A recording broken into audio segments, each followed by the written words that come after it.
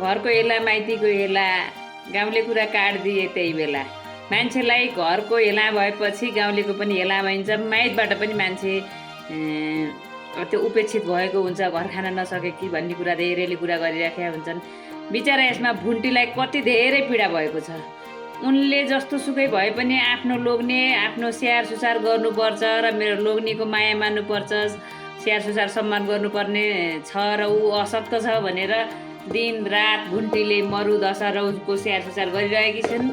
तर पनि उसलाई भूपेन्द्रको प्रेमी र जेठानी श्रेया मिलेर घरबाट निकाल्नलाई अनेक कोसिस गर्दैछन्। यसलाई घरबाट कसरी निकाल्ने भनेर यसलाई यो घरबाट निकाल्यो भने तिमी भूपेन्द्रको श्रीमती हुन आउँछौ र यो प्रपर्टी सबै मैले कमाएको हो, भूपेन्द्र यहाँको उसको नाममा भए पनि।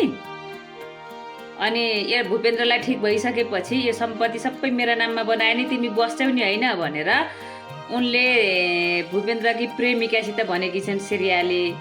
यस्तो हुन्छ, यिनीहरू पनि दुईजना निकालेर भुन्टीलाई निकालियो भने म पनि भूपेन्द्रको हुन पाउँछु र भूपेन्द्रसँग बस्न पाउँछु भनेर भूपेन्द्रको प्रेमिका र श्रेया दुवैजना मिलेर उनलाई घरबाट निकालेका छन्।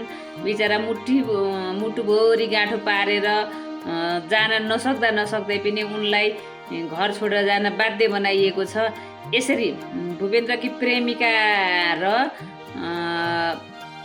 भुन्टीकी जेठानी श्रेया दुईजना मिलेर भुन्टीलाई घरबाट निकालेको कोलाई ठिक लाग्छ र कोलाई बेठिक लाग्छ कमेन्ट गर्नुहोस् है। हजुरहरूलाई लामो भिडियो हेर्न मन लाग्यो भने हाम्रो च्यानललाई भिजिट गर्नुहोला। धन्यवाद।